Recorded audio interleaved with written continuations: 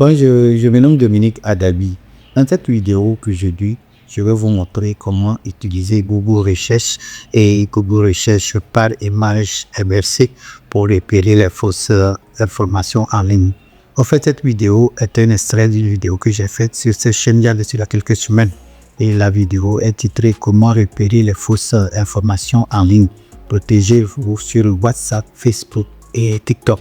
Si vous voulez suivre l'intégralité de cette vidéo, vous pouvez cliquer sur le lien à gauche ou dans la description ou chercher simplement le titre sur notre chaîne.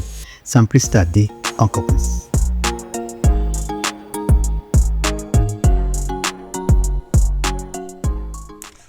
Comment repérer les fausses informations en ligne? La première des choses que vous devez faire une fois que vous avez un article ou une vidéo ou une photo qui circule en ligne, c'est d'abord de vérifier la source de cette information. Est-ce que cette information vient d'un site d'actualité connu ou ça vient simplement d'un blog personnel que quelqu'un a mis pour partager ses opinions? Il y a plusieurs manières de vérifier les sources. Et le moyen le plus simple, c'est de faire une petite recherche sur Google avec le titre de l'information que vous avez en main. Alors, si vous allez par exemple sur la chaîne TikTok de M. Kodjo, et M. Kodjo a publié une vidéo choquante, vraiment vous êtes remonté.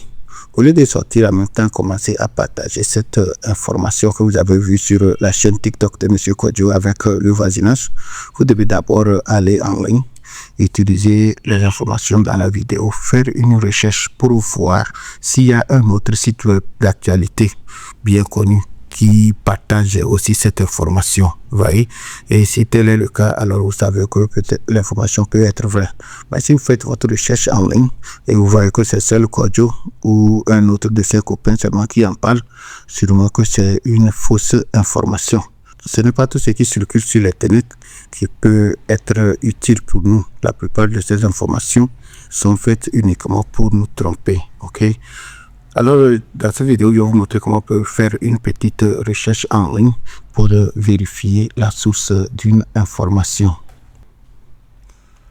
Alors, une fois que vous êtes sur votre navigateur comme ceci, vous pouvez simplement saisir google.com.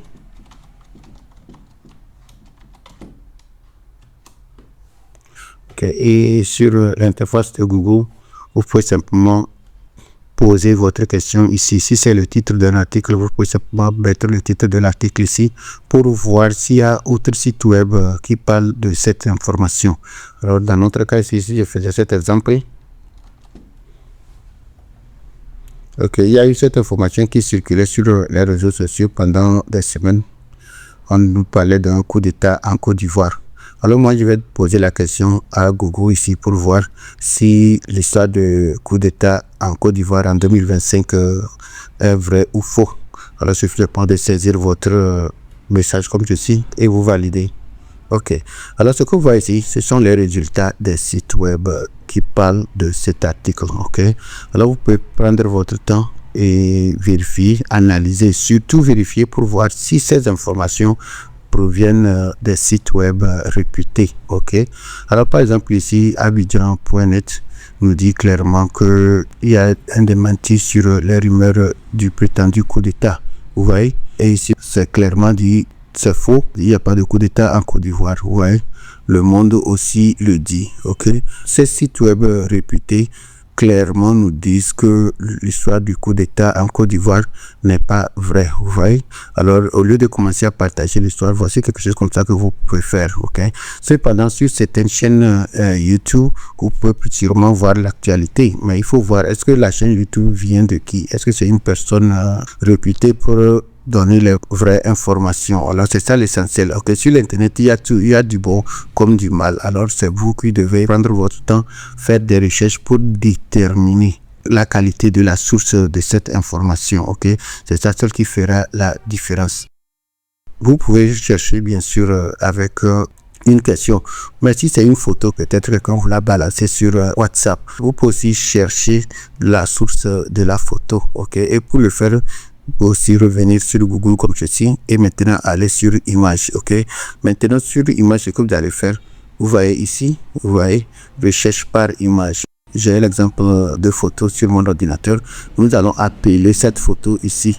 Et le but de ceci, c'est que je veux voir si cette photo est aussi disponible sur un autre site. Et si tel est le cas, qu'est-ce qu'on dit de cette photo? Vous voyez? Alors, c'est comme ça que vous pouvez faire une recherche inversée par image. OK?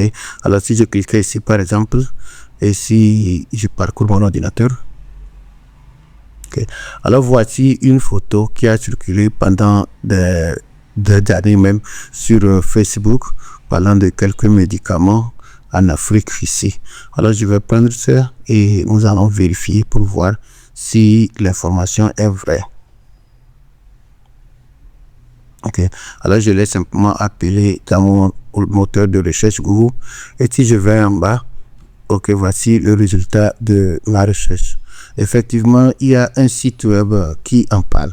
Mais je ne vais pas m'arrêter à ce niveau. Je dois maintenant cliquer sur le lien pour voir qu'est-ce que le site web a dit de la photo. Vous voyez? Alors, si je m'arrête ici, je dis que oh, j'ai vu ça en ligne, alors c'est vrai. Ce n'est pas suffisant. Je dois maintenant cliquer pour ouvrir le lien qui en parle et maintenant je vais voir exactement de quoi on a parlé. Ok, alors voici ici on nous dit clairement que c'est une fausse information. Ok, la BBC déclare que c'est une fausse information.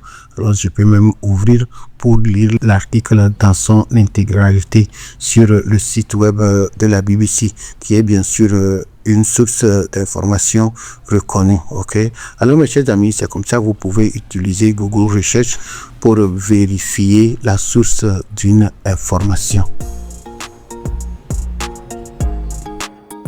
Merci de nous avoir suivis. Si vous avez aimé cette vidéo, je vous demande de la partager avec vos collègues. Et si vous n'êtes pas encore abonné à notre chaîne, n'oubliez pas, abonnez-vous et activez la cloche de notification. Encore une fois, je vous dis merci et à la prochaine.